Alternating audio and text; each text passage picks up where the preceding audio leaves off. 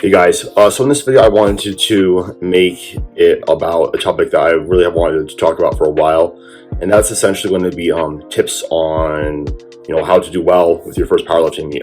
Usually it's a pretty high stress situation for most lifters and people that are first new to their first powerlifting meet. I remember before my first one I was extremely nervous and I didn't really know exactly what to expect. Even though I went through a prep and whatnot, so I thought I would just give some of my experience with competing, since I have competed in 5 competitions at this point, and just give you some practical advice. So I'll probably also have timestamps below, but first thing is, don't cut weight for your first meet. Just go into the meet and lift where you're at. Cutting is a part of powerlifting because cutting weight is because it is a weight class sport, and that's just the case with any sort of weight class sport, whether or not that is MMA, powerlifting, insert X sport has a weigh-in. It's a part of the sport. Where this might benefit somebody is if they're a little bit more experienced. They are going for a record. They're at a very high level meets, such as Raw Nationals or USPA Nationals or some money meets, and it's going off of money is based off of a dot score. But if it's your first powerlifting meet, there's no point in cutting weight. There tends to be, you're not going to know how your body responds to cutting weight. Some people are very resilient to cutting weight. They don't really have much of an issue after they cut weight. Other people do have some, a pretty big performance drop off. You need to know how to rehydrate properly. You need to know how to cut weight safely, acutely. It's a big skill, and it's definitely not for everybody. And sometimes people just do it just because they want to feel like they're a part of the sport. They hear about all their favorite athletes who do cut weight, and they want to be like that.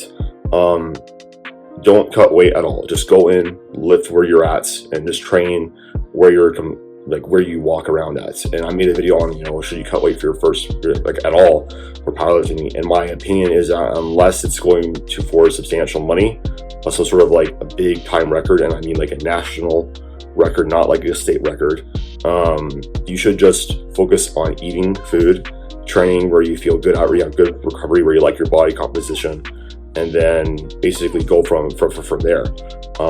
So that's my first tip, is don't cut weight. Just go in and lift where you feel comfortable at, and don't worry about your body weight. Focus on performance. Number 2 is going to be know the rules of your federation. So you should know the rules of the federation of every powerlifting federation that you're competing, whether that's WRPF, USAPL, USPA. You need to know the rule book, and kind of what is allowed in terms of the equipment, what the commands are, and make sure that you just don't miss or anything. Just such as when weigh-ins are, when you need to put your first attempts in, membership cards, what equipment is legal, not legal, stuff like that. So make sure that you know the rules of your federation, and that's going to be really, really important.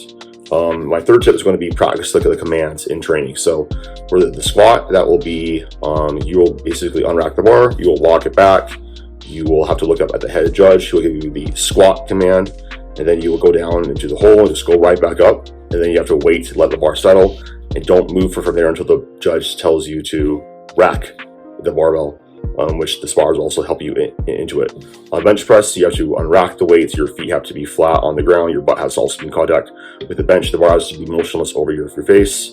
Once the head judge gets the the go ahead for the side judges that your butt is planted and your feet are planted and nothing's moving, then they'll give you the start command, which you'll lower the bar down to your chest.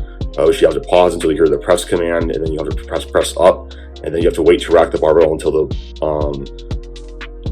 head judge tells you to rack the barbell. On the deadlift, it's just the down command. So when you get a lockout, you need to make sure that you are fully locked out.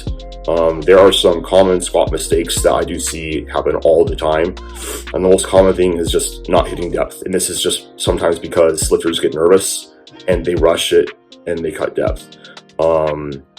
So that's something trust your training, have somewhat have reasonable attempt selections. Wait for that squat command, wait for the rack command. I see people do this all the time. Those are the main things I see on bench press. On squat. On bench press, what I usually see is people just don't listen to the start command or the rack command. And then like it's really just like people just don't listen to the head judge. They get in their own world, and they just don't they just don't practice the commands. They get, you know, like, and basically like this just comes down to training how you are going to compete. If you don't practice the commands before training, you're not going to really do well. So make sure your pauses are honest pauses. You're not rushing things, stuff like that. And also, like, just going back to like a squat, like when you unrack the barbell and like before you go down for your first rep, just get in the habit of having to wait a little bit, and then before you rack the barbell again, like just have a habit of just letting the bar settle, and then waiting for like 1 or 2 seconds, and then walking the bar back. That will help you a lot. Deadlift, the biggest mistake that I see is people just hitch, or they don't have their knees fully locked, where they'll ramp the barbell up their thighs. So basically, like, you can't use your thighs to help get the barbell up. It has to just be one fluid motion. You can't hitch the barbell up. You can't ramp it up your thighs. You also need to make sure that your shoulders are all the way back. So just make sure that you know, when you're in the gym, you're fully locking out everything. So yeah, that's essentially it. Like, you want to basically know the commands and be so good with them that all that you're doing at the meet is just competing, like just lifting the weight and not thinking at all about what you're going to be doing on the platform. It's just so ingrained in your in like what you know. The fourth tip is going, or whatever, it's going to be go to the rules meeting, and this is going to be about 30 minutes before you know, flight A or the squat starts. They'll basically will give you you know, the 30 minutes to an hour, and they'll kind of just walk you through each lift, any information that you need to know. You can ask questions there, and they'll talk about records. They'll talk about attempts. You know, you can ask, you know, like, you can use baby powder on deadlift, which like you can, but just like, if you don't know, just ask. And it's just good to like understand what the expectations are. You can ask them like right there at the rules meeting, and they'll just brief you on like exactly what the commands are and whatnot, in case you're a little bit nervous. And then my fifth tip is have conservative meet attempt selections, in particular for your first attempt. For your first competition, you should have very conservative meet attempts. I really put most of my lifters around an RPE 6 for a first attempt, and if it's their first meet, a 7.5 for their second, and then a 9 for their third. And the reason why is because I want them to have a good experience at their meets. It's your first meet, it's a new skill, it's a new environment. Obviously, like if something's there, then like we can go for it. But I think that having a positive first meet experience is what's really important. And it's really important to also choose like a first attempt wisely. The first attempt just gets you on the board. Nobody cares what your first attempt is. It's just to get you on the board, set you up for your second and third attempts, and that's what, you know, matters the most. So the most common approach to the attempt selection is that your first attempt will be anywhere between 87 to 90%. Second will be 95 to 97%, and third will be 100 to 103%. That 3% comes from about like what the peak is. It's about 3% peak is what you can expect from most lifts. Some people respond a little bit differently, but on the unusual, that's what happens. The deadlift is kind of weird though; it can be more.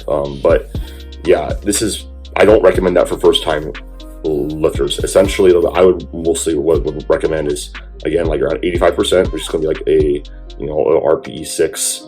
Your second attempt be like, you know, around 90%, which is going to be around, you know, an RPE 7.5, and then your third should be like, you know, a 9.5 at most, so like 97% of your max. That's going to basically ensure that you have a good first meet experience, and you're not going to miss lifts like you shouldn't, as long as you follow the attempt selections. And then you can kind of go from there and say, like, on your next attempts, so like your next meets that you're doing, because you're going to do more than one powerlifting meet. Then you can be a little bit different and have a more conventional approach where you are, you know, maybe planning for a slight 3% peak going into your competition. So, and then tip 6 is going to be get feedback. So basically, if you did get a red light, you don't know exactly what you did wrong, you notice that you did, like, you go and ask the judges politely after your attempts, like, hey, like, what did I do wrong, you know, and then you can improve that up on you know, your other attempts. That's going to be really helpful. You can also like be retrospective with your attempts, have get feedback from maybe like some of the other lifters, other coaches there, your coach after the meet, about what you can do better on bench press. Like for example, if you rush the start command, you can basically get used to, and okay, so in training going forward, I'm going to make sure that I just hold it for a little bit before I go down. If you rush the squat command, or you forget to re-rack, or you rush the rack command, then you just practice pausing a little bit more at those parts of the lifts. So just like ask and be like retrospective. The last thing is going to be, this is surprisingly common, is just not feeling right for the day, and mainly with water and salt and then carbohydrate. So you should bring at least 2 gallons of water to your powerlifting meet, and have about 4 grams of sodium for each gallon of water that you can consume. I say 2 gallons of water just because you want to be prepared. Like acute dehydration, electrolyte depletion are big parts of just. It can take your performance by up to 5%. So make sure that you're staying hydrated and having enough electrolytes. Like I tell my lifters, just put 4 grams of salt in that gallon of water and drink that. I want to have that whole, like you should have about a third of that gone before squat starts. You should have a third of that, and the other third of that gone before bench, and then the last one gone before deadlift, just to make sure they're being completely hydrated. Like you should be peeing regularly. And lots of times like that, those general feelings of weakness can be associated with that dehydration or electrolyte depletion. And just make sure that you bring like some sort of food, especially if you go to a longer meet. For example, USPA meets are notorious for running for hours on end. Like most of my USPA meets are at least 9 until 5. US APL is a little bit better. It's usually about 3 or 4 hours, because they do separate into like different sessions depending on if you're a morning or afternoon session. But bring food, bring like over prepare. Whenever I go to a meet, I always bring more food than I'm going to need. I bring more water than I'm going to need. I bring more salt than I'm going to need. I bring more of everything, just because I don't want to be sitting there under fuel, not having a good meet day experience, and kind of be freaking out because I didn't prepare right. The last thing is just like have fun, like focus on having fun. This is your first powerlifting meet. It's a really awesome experience. You can really the powerlifting community is such a positive environment, like the most inclusive environment outside of maybe strongman. But strength sports are just extremely inclusive. Just have fun. Understand that you do powerlifting ultimately to have fun. And that's what mostly matters. Like do your absolute best during your prep. Trust your prep, and you go out there, have fun, follow all these tips, and you're gonna have a great day. So hopefully this was helpful. If you guys did like the video, please just make sure to like, comment, and then if you guys are interested in coaching, just apply for coaching. Down below, follow me on Instagram, all that good stuff. Talk to you guys later. Bye.